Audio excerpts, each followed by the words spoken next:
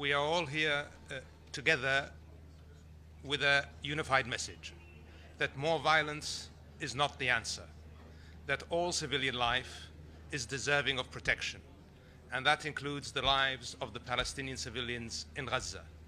And that is why we are all here standing together calling for an immediate ceasefire, for an immediate lifting of the blockade on Gaza, and for a return to a peace process, and for a return to a true, serious approach to resolving the existing grievances of the Palestinian people. Without the international community standing by its existing commitments to the resolution of the Palestinian situation, we will never see a just peace. And without that, we cannot have true security in our region.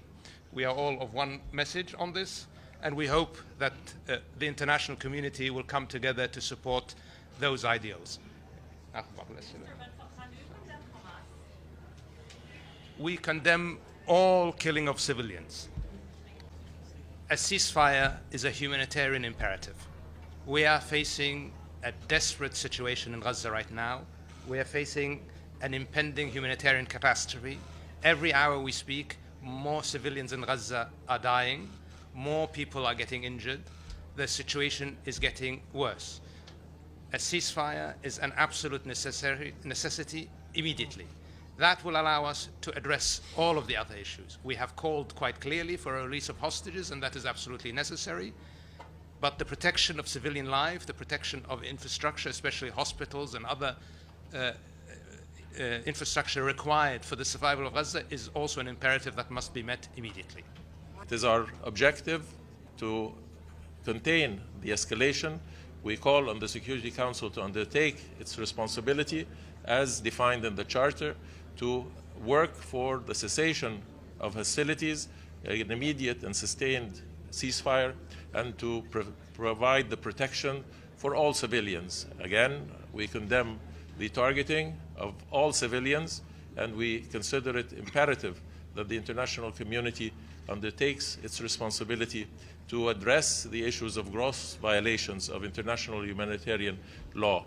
We must apply ourselves, as we have done in the Cairo Peace Summit, to a political process, a process that re-emphasizes that the two-state solution. We can no longer only address the two-state solution and advocate as a matter of lip service that the international community and the Security Council do have the necessary resources and means to implement what has become recognized as the international community's consensus to the end of this conflict on the basis of a two-state solution, living side by side in peace and security.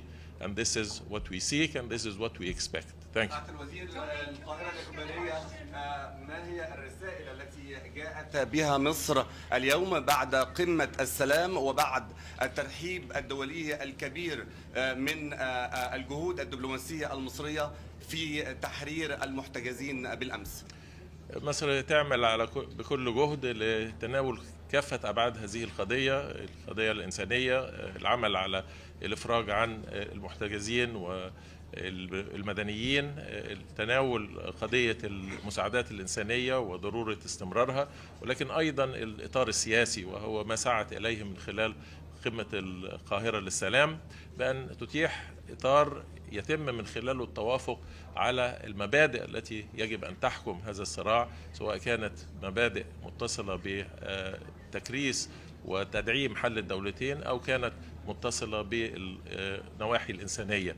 سوف نستمر في هذا بالتعاون والتضامن كامل مع أشقائنا في الدول العربية والدول الأخرى، ونأمل أن يكون هناك إدراك بأنه استمرار هذا التصعيد سوف يؤتي بآثار غاية في الخطورة على المنطقة وعلى السلم والأمن الدولي.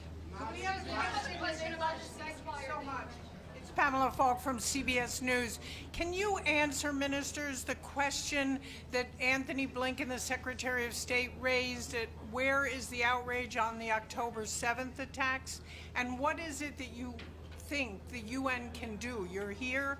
What can the UN do for a lasting peace? Thank you. Before anybody else, we expressed outrage at the killing of civilians.